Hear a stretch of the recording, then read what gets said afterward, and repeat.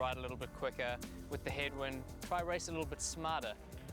Definitely have to be careful around the corners out on this course. There's not too many of them, but it's mainly through town, but otherwise the course is pretty straightforward all the way up to Reparoa. You've always got to be looking forward and looking down to, to see what's ahead of you. Kessler is hard on the heels of the lead men. But Gina Crawford is under 2 minutes behind. The pressure is on Kessler as she leads with no knowledge of her competition at this point, and that's fine for Crawford. I love to hunt more actually. If I'm out in front, I find it quite hard to motivate myself. When I'm chasing, you just get that adrenaline pumping through, and it's just so much easier. You don't feel the pain as much when you're hunting. So I really do like that, being in that position. The course for the cycle runs along the lake foreshore before heading inland to the small settlement of Reparoa, around 45 kilometres away for the first of 2 laps. A good rider needs to be able to push hard, but having the right equipment can make a huge difference.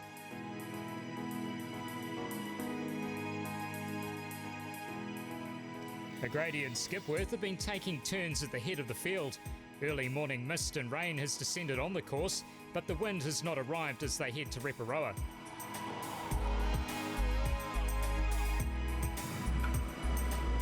McNeese trails the leaders by 55 seconds. His time spent racing ITU has taught him to be relaxed, comfortable on the bike. But behind McNeese, Terenzo Bozzoni has broken free of Cotter. He's 1 minute behind McNeese and closing in fast, but he needs to make his move now, as behind him, 10 times champion Cameron Brown is also on the move and he's taking no prisoners. Graham O'Grady is first to the turnaround at Reparoa, but Skipworth is right on his tail.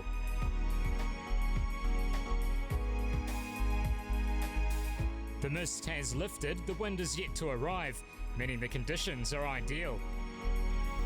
Bozzoni is pushed harder over the last 10 kilometres and turns just 46 seconds later with McNeese, holding on in 4th.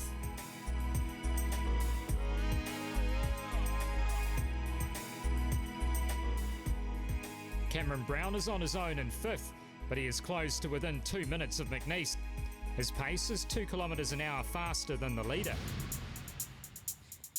Here's another race day tip from Terenzo Bozzoni. When you get out on the bike, it's all about pacing and getting your nutrition right. In training, you would have practiced riding the 180 kilometres and you'll know what pace you can ride the IRONMAN at. So when you get to the race, make sure you stick to your plan. Don't let your friends distract you. Nutrition is also important. You want to be practicing drinking and eating. Drinking every 15 minutes and eating every half an hour. So when you're training, practice getting your drink bottle and drinking while you're riding and getting your food out of your pocket and eating. That's going to be really important because you don't want to stop during the race. In the women's race, Melanie Burke had emerged from the lake 13 minutes behind Meredith Kessler in 6th. But the former New Zealand rower was making up time on the bike. First in her sights, Erin Furness. Furness turned pro in 2013 and her strength is in running, having won the Rotorua Marathon that year. But Burke's weakness in the swim is made up in the bike and run. She had 2 podiums in 2014, but is yet to make the podium on this event.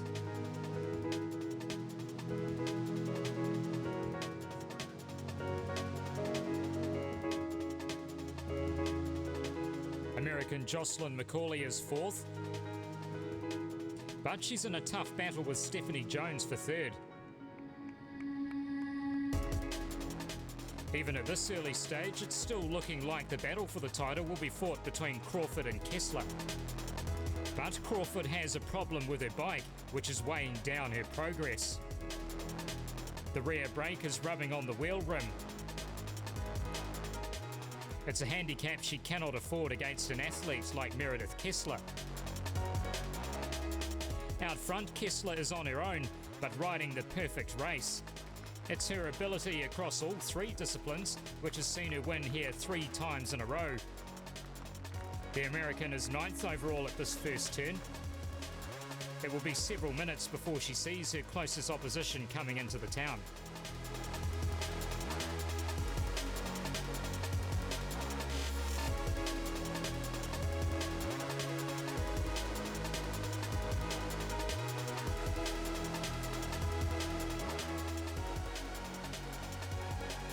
Crawford has worked hard on this first leg, but the break issue is a real handicap. In 2014, she only trailed Kessler by 6 minutes at the end of the bike leg. Today, it's 5 minutes 44 seconds this first turn at Reparoa. Stephanie Jones is hanging on to third, but she's a massive 16 minutes down on Kessler. Macaulay is another 2 minutes back. But Burke looks comfortable and confident a minute 30 back as she works her way back into the race. Coming up, can Terenzo Bozzoni keep his pace and attack the riders ahead?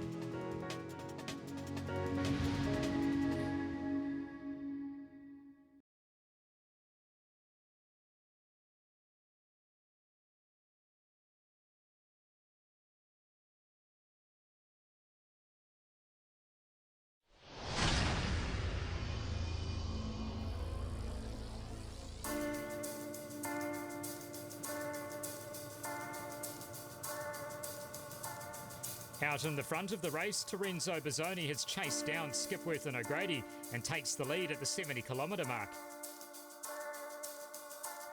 By the 75-kilometre mark, Brown also passes McNeese to move to fourth. It's an ominous sign for the three out front.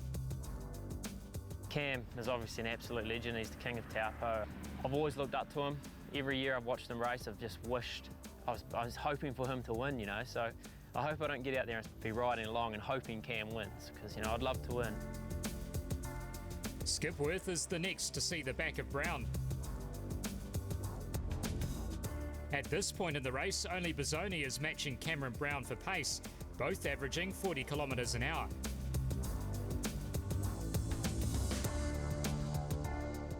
O'Grady is holding on to Bozzoni, but as they climb what is known as Heartbreak Hill, Bozzoni is watching out for the competitors on their outward journey. In particular, three athletes who have been under his guidance. One of the big things I'm looking forward to this weekend is watching three age groupers in particular come across the finish line. Rochelle, Jenny and Len, they've jumped on board with Kellogg's Nutrigrain, and Nutrigrain's helping them do their first Ironman. And they've all done a lot of hard work, and it's just so great to see that freshness, that love for the sport, that love for Ironman, and I'm really excited and really looking forward to welcoming them across the finish line. Rochelle Gilmoni is the first of Terenzo's Kellogg's Nutrigrain Unstoppable champions into transition. He respects that it's an Ironman and it's not about a race, it's about managing the three things that you can control: your pace, your mind and your nutrition. He's just really dedicated, and he just has given me a lot of really helpful advice, and he's just really encouraging and positive, and I feel like he makes you feel like you're on the same playing field as him. Terenzo was great.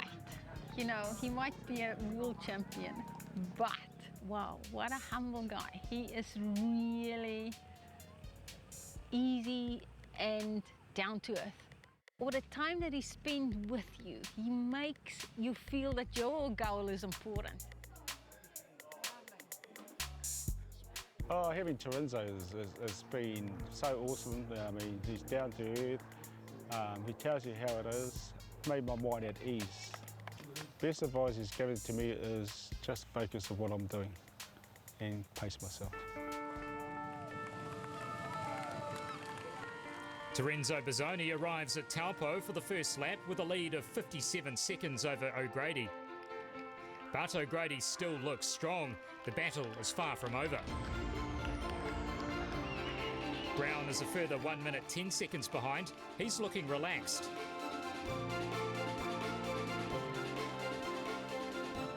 McNeese is in fourth position, and in fifth is Skipworth. The early effort has begun to cost him, and the race is not even at the halfway stage.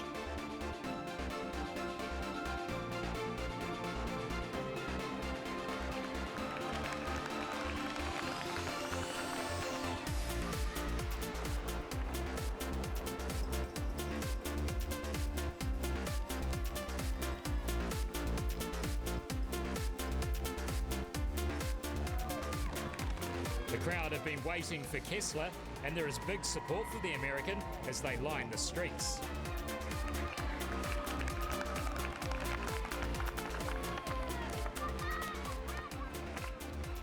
Gina Crawford faces a seemingly impossible struggle now. She trails by 9 minutes. This isn't looking good for the 2009 champion.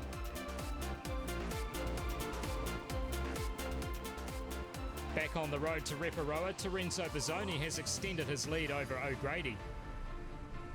While O'Grady slips away from Bizzoni, Brown remains the threat in third.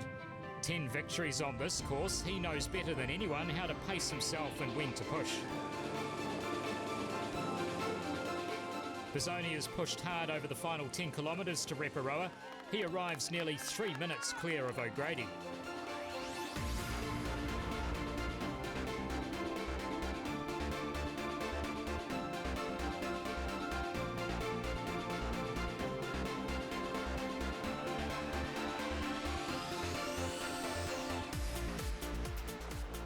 O'Grady is at the turn 3 minutes behind Bizzoni, but his position is under threat.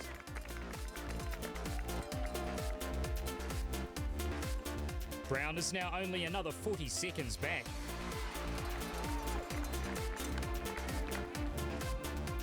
Meanwhile, Kessler is 15 kilometres from Reparoa, but she knows the toughest test is still to come. The wind picks up that second loop.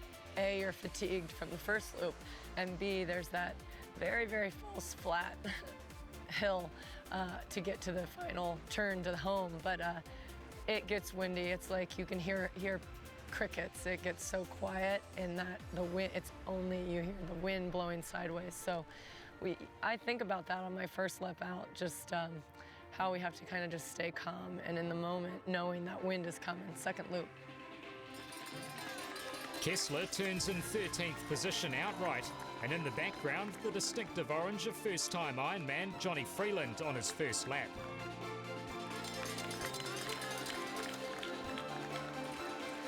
I think the biggest challenge has certainly been more of a physical one. In the process, I've lost almost 20 kilograms to get here. This is only my second full season in triathlon, so I'm very much a newbie to the sport. 2 years ago, I've had to learn how to swim. I hadn't been on a bike for 24 years, so there's a whole lot of new beginnings and new learning. Around 40 minutes behind the lead woman, Narima Milner-Olsen is heading out of town on her second lap.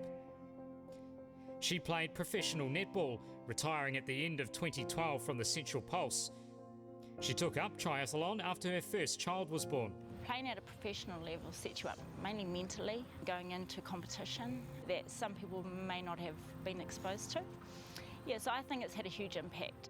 I've only done it for a year and a half, but to be able to say I do my first Ironman that early on in my triathlon career, I think staying in the moment, not looking too far ahead, take each component as it comes, just making sure I keep my head, stay in the moment and just enjoy every moment that I'm out there.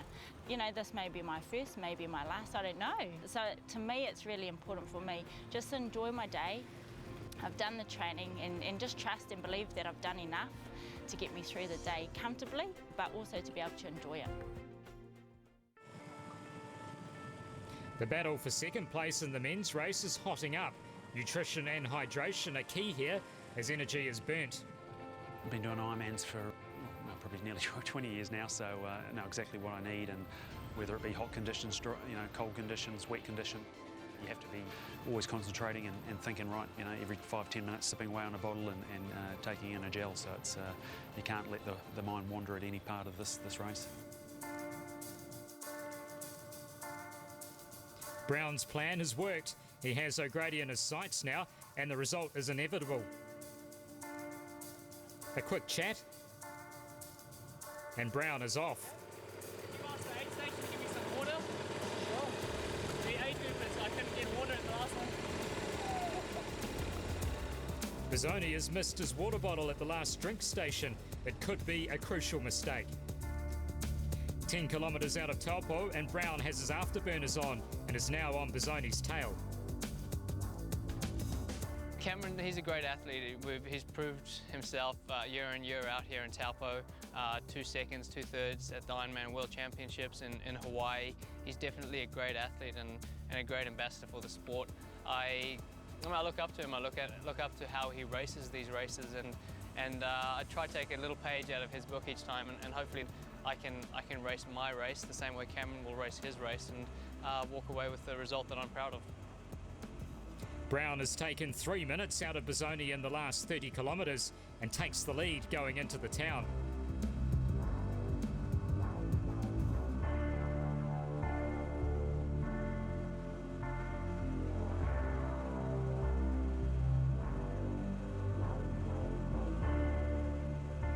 Both are experienced, so have their plans in place to spend as little time in transition as possible.